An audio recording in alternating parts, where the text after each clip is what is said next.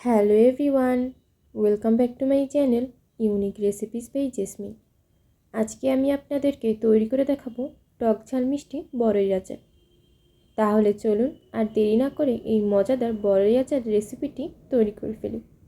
এটি খুবই সহজ এবং মজাদার একটি রেসিপি। তাহলে আর দেরি কেন, এখনই ঝটপট তৈরি করে ফেলি এই মজাদার রেসিপিটি।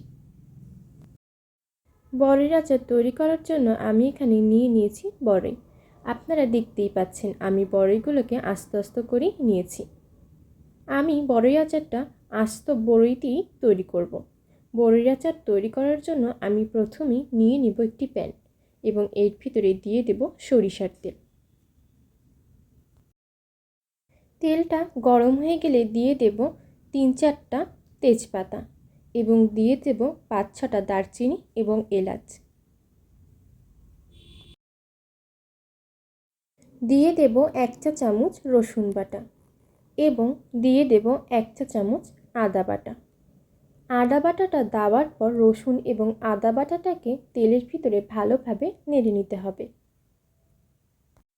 তেলের ভিতরে 5 মিনিট আমি মশলাগুলোকে ভেজে নেব।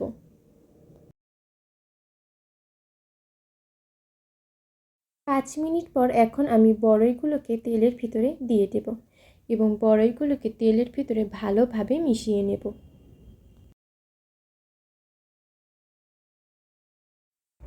দিয়ে দেব তেঁতুল।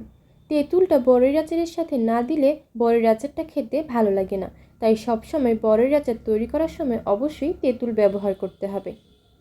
এবং দিয়ে দেব চিলি ফ্লেক্স। চিলি ফ্লেক্সটা দেওয়ার পর চিলি ফ্লেক্স এবং তেঁতুলটাকে বরইয়ের সাথে ভালোভাবে মিশিয়ে নিতে হবে।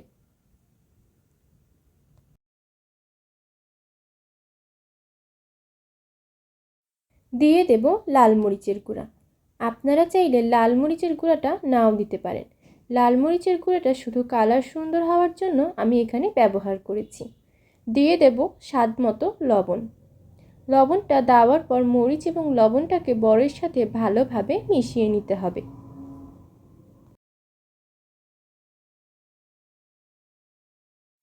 দিয়ে দেব 2 কাপ পরিমাণ চিনি। আপনারা চাইলে এখানে 1 কাপ পরিমাণ চিনিও ব্যবহার করতে পারেন। এটা আপনাদের টেস্টের উপর ডিপেন্ড করে আপনারা চিনিটা ব্যবহার করবেন। চিনিটা দেওয়ার পর চিনিটাকে বরইয়ের সাথে ভালোভাবে মিশিয়ে নিতে হবে। বরইয়ের আচারটাকে এখন ভালোভাবে নাড়তে হবে যাতে বরইয়ের আচারটা নিচে পোড়া লেগে না যায়। আচারটাকে ঘন ঘন নাড়তে হবে।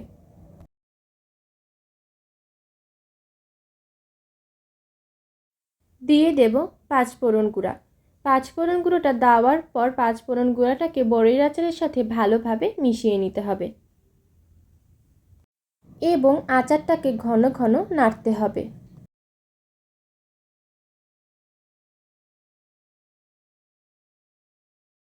বরইয়ের আচারটা অলমোস্ট তৈরি হয়ে গেছে। এখন আমি বরইয়ের আচারটাকে আরও 5 মিনিট চুলার উপরে নেড়ে নেব এবং 5 মিনিট পর বরইয়ের আচারটাকে পরিবেশন করে নেব।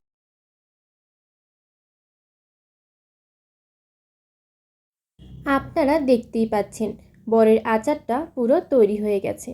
এখন আমি বরইয়ের আচারটাকে নামিয়ে ফেলব। তৈরি হয়ে গেল টক ঝাল মিষ্টি বরইয়ের আচার।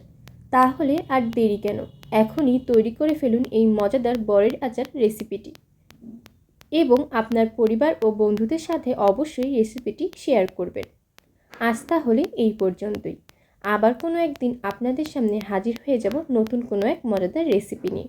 আপনারা যারা এখনও আমার চ্যানেলটি সাবস্ক্রাইব করেননি তারা প্লিজ আমার চ্যানেলটি সাবস্ক্রাইব করে ফেলুন, যাতে আমি কোনো ভিডিও দিলে সবার আগে পৌঁছে যায় আপনাদের কাছে, এবং পাশে থাকা বেল আইকনটি ক্লিক করে দিবেন। ভিডিও যদি ভালো লেগে থাকে তাহলে অবশ্যই একটি লাইক দেবেন এবং আমার Facebook page unique recipes by Jasmine পেজটাতে একটি লাইক এবং ফলো দিয়ে রাখবেন। আল্লাহ হাফিজ।